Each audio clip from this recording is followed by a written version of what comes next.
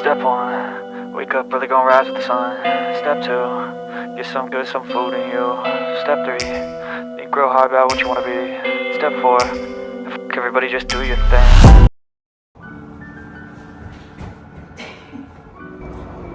Hiện tại thì mình đang ở nhà mới.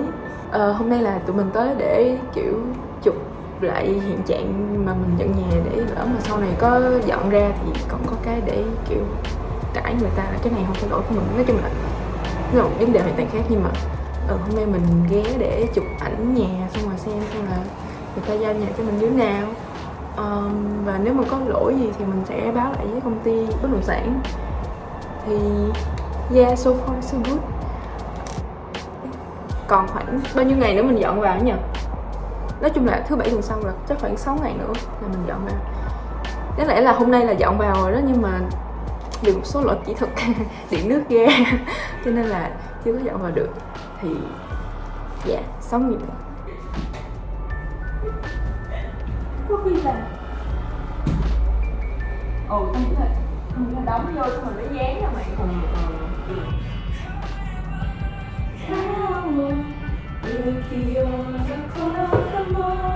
Sau khi tốt nghiệp đại học thì bọn mình quyết định là sẽ chuyển đi.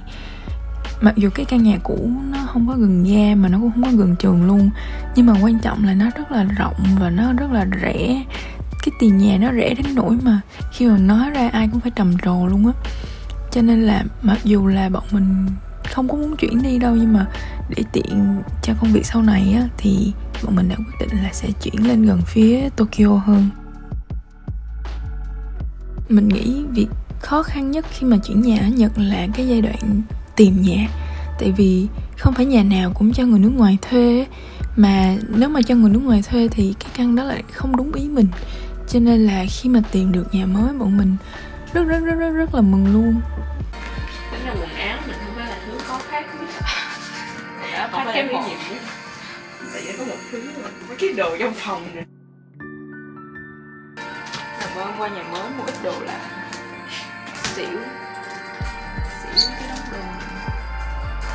Tìm nhà xong thì mình thấy sau đó tính ra cũng nhàn, chỉ có dọn đồ, xong lại dọn đồ, xong mệt mỏi vì dọn đồ và lại tiếp tục dọn đồ.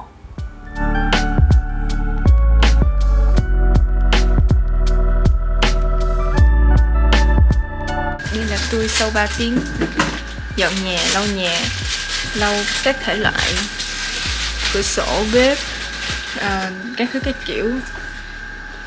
Đầu buộc tóc rối, mồ hôi mồ kê. Để mình cho mọi người xem hiện trạng phát đồ.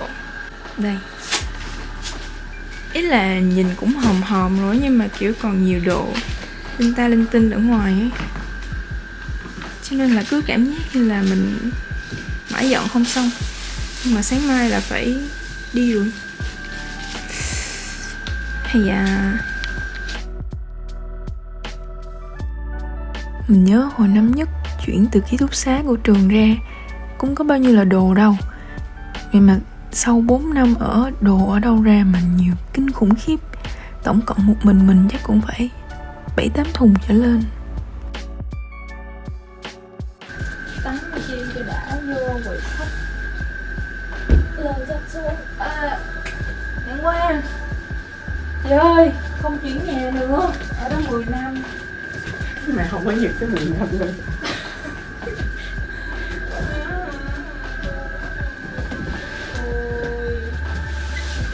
Mà lần chuyển đi này mình không chỉ phải bye bye cái căn nhà này, mà còn bye bye cái bãi đất trống ở trước nhà. Mùa hè thì đầy hoa, còn mùa đông thì đầy tuyết. Cả cái ga tàu tưởng là bé xinh thôi, nhưng mà lúc nào cũng đông đúc hết trơn. Hay thậm chí là cái ủy ban thành phố rất là rắc rối, lần nào cũng phải đi bus mới tới nơi.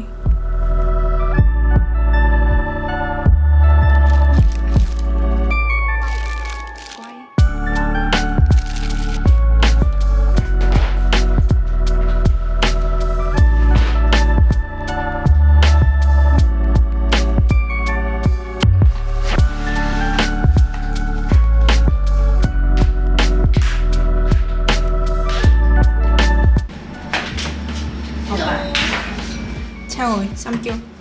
Đây, xong rồi đấy. Tao ngồi lên mày đẩy tao đúng không? Tao ngồi mày Ok. Rồi, đẩy đi. nhẹ nhàng cho bạn như là quay ở phim trường thôi. Cố lên chị Huyền ơi. Rồi nhấc lên đi. Chưa gì sao mày phải chứ không được, mày nhấc từ mày hồi nãy mày nhấc sao vậy? Mày ngu cái cục này rồi. Đợi Khoan, mày kéo cái này ra, kéo này ra sao? hồi nãy tao đâu có đẩy đâu, tụi bay tự ấy mà. Đâu có đâu. Tao kéo nó xuống. Đây ui, từ từ, đợi xíu, cố lên. Không được mà mày nó phải. Ui, được không?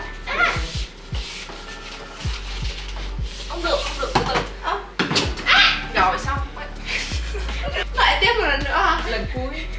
Không phải lần cuối thật đâu mà. Không. Bắt đầu nha. Ok. Chưa. Tí thôi là được. Chứ mày Rồi thả xuống đi. Ok. muốn kiệt chân rồi. Ui, sao không? Sao không? Lấy đi. Hay là Không để mày tao mày nhá. Hai chị yêu đi mua sắm. Hai chị yêu. ủa cái độ phải. Đây điện thoại cái độ. Cái đồ dứt bỏ. Không à. Thôi nó còn bị chén. Ủa mình còn cái cây quýt sao?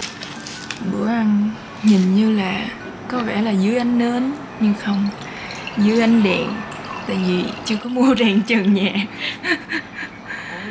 Trời ơi, ta nói thường thì ở trong nhà mình sẽ đảm nhiệm những việc của kiểu một công nhân sửa chữa, chẳng hạn như là sửa đèn nè, sửa wifi, máy móc dụng cụ các kiểu.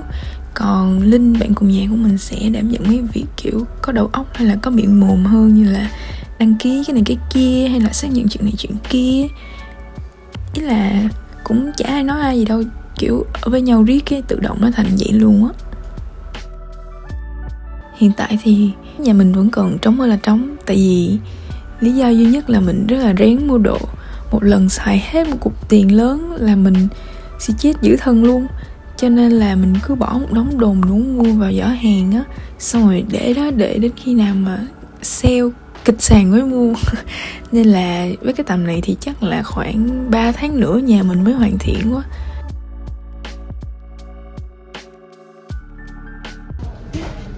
Xong mua hai cái vinegar tao mày. Trời.